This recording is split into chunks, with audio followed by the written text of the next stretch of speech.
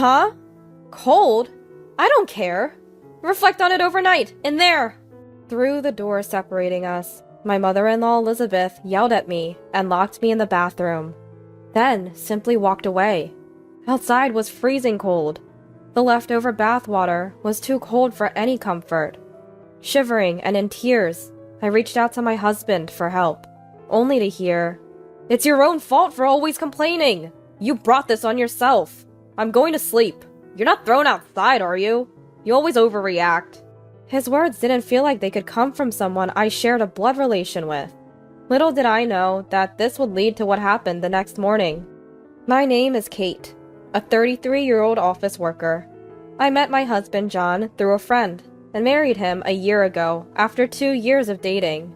He was a man of few words, but intelligent, which drew me to him, but I'm already regretting this marriage. Of course, there's a reason for that. His family home is far away. And frankly, I somewhat dread visiting it. My family home is from Grandpa's time, a bit old-fashioned.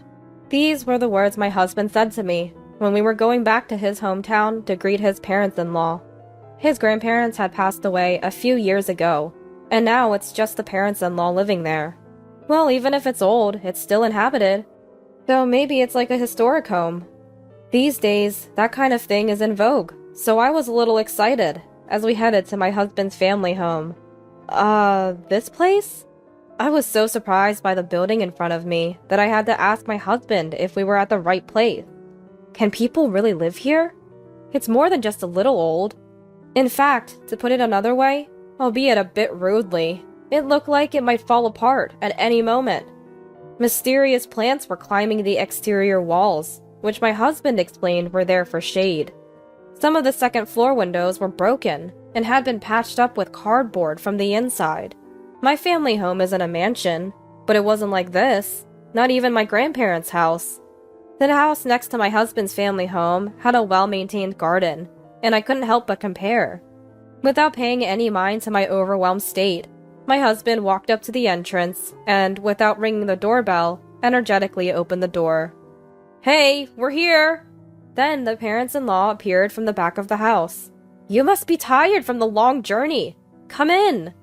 I felt a bit relieved seeing their smiling faces. Every step we took inside, the floorboards creaked. The house was old inside too, but we managed to finish our greetings and then headed back home. What an incredible house. Although I was shocked, it didn't make me reconsider my marriage to my husband. We wouldn't be visiting often, so I decided to brace myself and do my best whenever we did. Getting married often reveals unseen sides of your partner, and I learned that my husband really treasures his belongings. "Want to buy a new shirt? Look, this one's neck is all stretched out." When I pointed out his stretched out shirt, he proudly countered, No, it's still good to wear. This kind of wear adds character, like distressed jeans." One could say it's good to value things, but it bothered me when he would comment on my belongings too. I've been using my mobile phone for 3 years now. The battery's not great, and I'm thinking of getting a new one. While I was excitedly browsing catalogs, he said, "Why? It still works, right? Isn't it better to wait until it breaks? It's coming out of our household budget, and mobile phones aren't cheap." My husband complained to me, "It's too late if it breaks." But he did have a point. Mobile phones are not cheap. And after his comment, I felt hesitant to buy a new one when my husband had been using his phone for 5 years. Though I had my disagreements, our newlywed life continued peacefully. My husband John isn't picky about food and always finishes everything I cook, saying it's delicious. It was gratifying to cook for him. "Let's go to my parents' house for Thanksgiving. It's been a while, and Mom keeps nagging me to visit." I braced myself at my husband's words, but I was determined. There, I made a new discovery at my husband's family home. "You both came! It's good to see you!" The house, which I hadn't seen for months, was as usual, with its exterior vines creepily flourishing due to the summer sun. While making small talk, my father-in-law, Daniel, asked us to help weed the garden. Despite my reluctance due to the strong sunshine, I couldn't refuse and went outside. Standing there, I was sweating so much I felt like collapsing. Suddenly, I felt a gaze and saw the neighbors standing in their garden, staring at us. I said hello, but when they noticed my parents-in-law, they made a puzzled face and went inside. Elizabeth then said, "Don't bother greeting people like that, Kate. That person's not right in the head." I was startled by her loud voice. After about an hour, we finished, and the garden, previously overrun with weeds, was completely clean. "You must be sweaty. Go ahead and take a bath." That's when I realized I'd never seen the bathroom in my husband's family home. I followed my husband, who had picked up a change of clothes, into what I thought was a storage shed in the garden. I quietly asked John, "What's Daniel doing with a change of clothes in there?" "It's a bath," he replied nonchalantly. "Our house has an outdoor bathroom." I was visibly shaken by his words. Huh, a bath? I thought it was a storage shed. Later, I learned that my husband's family home originally didn't have a bathroom. They used to use a relative's nearby, but when the relative moved, they decided to add one. However, there was no space inside, so they installed it in the garden over 30 years ago. The bathhouse's walls had deteriorated due to weather exposure. I was in shock, and didn't want to enter. But I needed to wash off the sweat. I wanted to wash off my sweaty body right away. I had brought a change of clothes since Elizabeth had insisted we stay over before we came. I'll endure it. I need to wash. After debating with myself, I decided to take a bath. Surprisingly, it was clean and looked like a typical bath. Relieved, I soon realized something, and called John back. "Wait, John, where's the lock?" He casually replied, "A lock? There isn't one. It's inside our property, so it's fine." I exclaimed, "No lock here either?" There was a reason for my shock. The toilet in my husband's family home also doesn't have a lock. It was unlikely that someone would enter. But it was still unsettling in someone else's home. The most shocking was their habit of not locking the front door. It seemed there was no custom of locking anything, and people with business at the house would just open the door and call out. "Elizabeth, the world's dangerous these days." I tried to encourage locking up, but she dismissed it, saying, "This is the countryside. Besides, there's no one around here wicked enough to steal." That left me uneasy. In the end, I quickly took my bath, anxious and eager to get out. Being a worrier, I slept clutching my valuables. From now on, I decided to definitely refuse to stay overnight when visiting my husband's family. I had made up my mind. As the seasons changed from summer to autumn and winter, and the end of the year approached, I began to experience more stomach aches. We hadn't planned to visit my husband's family for the year-end holidays, but a few days ago, he suddenly said, "Looks like Uncle and cousins are coming over for New Year's Eve. Mom is insisting that we come." "Kate, you haven't met them yet, right? Think of it as just showing your face, please." He suddenly said something like that. We hadn't had a wedding ceremony, just a dinner with both families. So I hadn't met my husband's relatives yet. It seemed Elizabeth already knew we were coming, and I was really annoyed at my husband's selfish decision. "Hey, don't decide on your own. We agreed to visit my family this year, remember? My mom is looking forward to it." My husband got a little angry at my words. "What can I do about it? Isn't it normal to visit the husband's family? Sometimes you're a bit selfish." He said that. What? Selfish? That doesn't make sense. I was furious. The atmosphere between us remained tense until we left to visit his family. I began to think maybe we were too different in values, especially with his tendency to hold on to things too long. My stomach aches persisted. It was during our trip to his family's house for the year-end. Unable to stand the awkward silence, he said, "Hey, I asked Dad to put locks on the doors. I'm sorry." Seeing his apologetic face, "It's okay. Thanks for the lock thing," I quietly replied. Little did I know what would happen a few hours later. When we arrived at his family's home, the relatives had already gathered. The small house felt suffocating with so many people, but everyone was really nice. When they learned about my university and workplace, an uncle said, "That's impressive. John, you married a wonderful person." I smiled and thanked him for his polite remark. My husband and his family seemed displeased, hearing our conversation. I felt a chill down my spine, but didn't think much of it. After the uncles left, leaving just us and the parents-in-law, the room temperature seemed to drop. "It's cold. Let's take turns in the bath and then go to bed." I glanced at Elizabeth, who seemed her usual self. Daniel usually bathes first, so while waiting inside, Elizabeth said, "By the way, Kate, isn't it a bit self-centered to ask for locks? Look, we put one on for you." I was surprised when Elizabeth told me to go to the bathroom. I was shocked to see the lock on the toilet was on the outside. Just a simple hook. What is this? I forced a smile. "Let us know when you want it locked," and she said with a malicious grin. I thought, what a spiteful person. This is ridiculous. It's not a prison, so don't mess around. As the daughter-in-law, I was last for the bath, and stepping outside, the extreme cold made me shiver. It was an unusually snowy year for the region. The bathhouse door had the same type of lock as the toilet, again, on the outside. Frustrated, I entered the cold, drafty cabin. Just awful. Then, as soon as I entered, I heard someone lock the door from the outside. "Who's there? John?" Trembling from the cold and fear, I asked the person outside. "John said he was going to bed. I can't wait for your bath to be over. And I'm going to sleep too. Good night then." Elizabeth laughed mockingly and started to leave. Of course, the door was closed and wouldn't open. If Elizabeth left, I wouldn't be able to get out of here. "Elizabeth, wait, please! Open the door! I'll be trapped here!" I banged on the door with my numb hand. "You're so noisy! Don't shout like that! It was you who wanted the door locked. Plus, you mocked me earlier, didn't you?" "What? What is she talking about? Is she out of her mind? What are you talking about? Just open the door, please!" I felt like I was going to explode with anger. "Just because you went to a slightly better college than John, you brag about it. You must be looking down on me in your heart for not having a college degree, right?" It was the first time I knew that Elizabeth hadn't gone to college.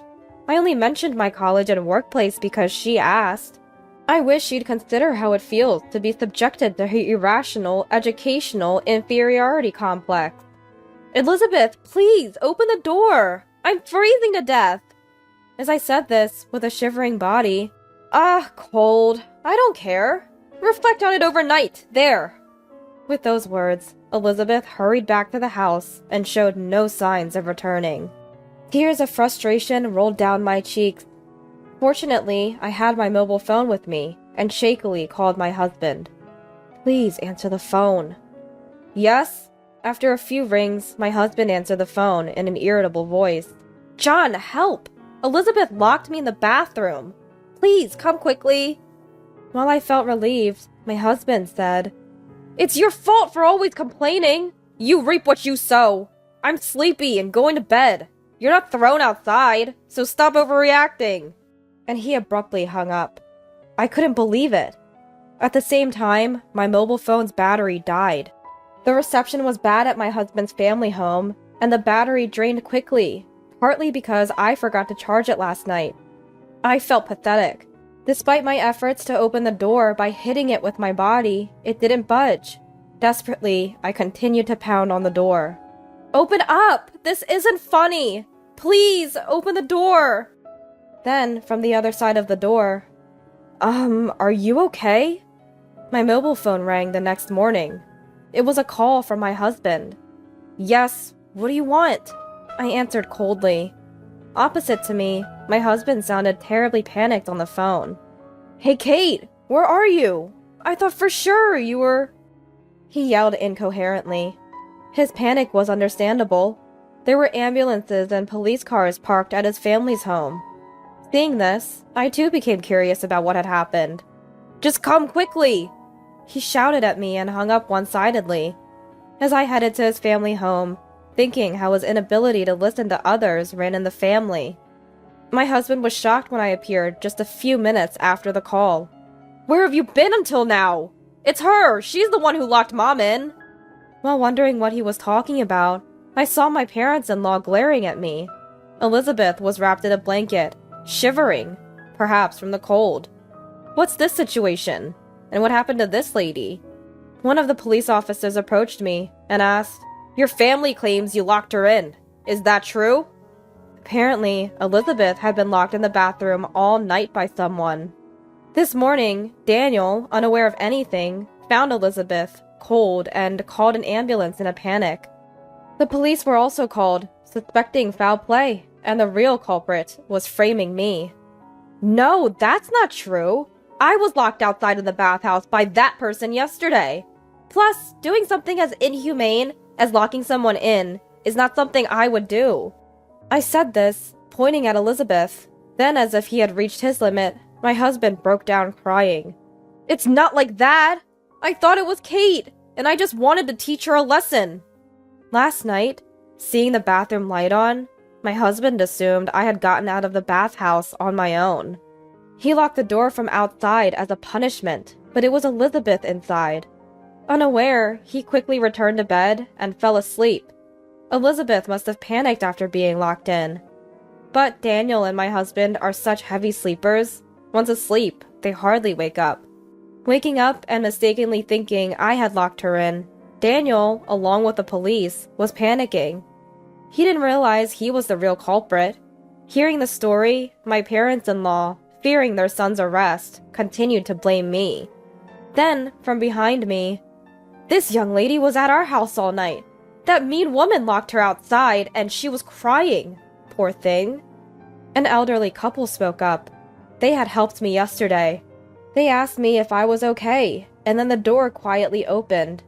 The elderly man looked at me with concern and said, "Come to our house. It's cold here. Let's make some warm drinks," inviting me to their home next to my husband's family home. I couldn't stop my tears of gratitude. Once I calmed down and told them what my husband's family had done, the couple was outraged and said, "We were worried about you since we saw you in the summer. This family is crazy. You should leave him." I had already decided to do so. I could have lost my life in this incident. Continuing as his wife was impossible. I charged my mobile phone at their house. After hearing from the elderly couple, the police seemed to understand the situation and said, "Please tell us your side," looking coldly at my husband's family. "What? You mean you guys trespassed on our property, right? I'll sue you. Be ready."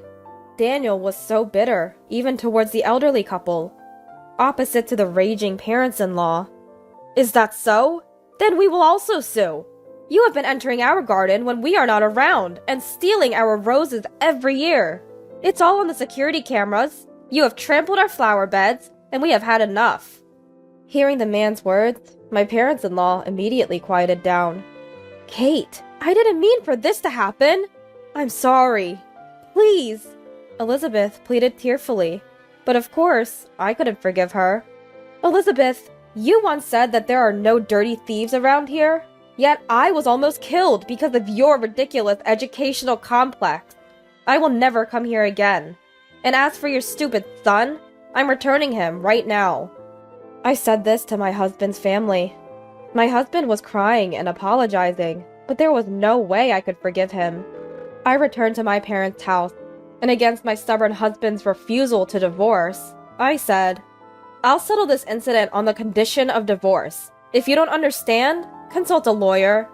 Reluctantly, the police agreed to the divorce. I wanted to divorce him as soon as possible. I haven't seen my ex-husband since.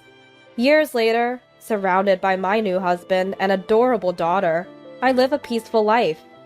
Despite everything, I wonder if those hardships led to my current happiness. As we watch the morning news, I spit out my coffee in surprise. Please look at the footage of the record-breaking hurricane. This house has been completely destroyed, roof and all. More than the announcer broadcasting live, I was drawn to the building and the people in the background. It was unmistakably my ex-husband's family home, with an older-looking ex-parents-in-law desperately holding onto the walls. The elderly couple next door might have moved out. Their house was demolished and turned into an empty lot. Worried about my reaction, my current husband and daughter asked if I was okay, and I just laughed. It's nothing.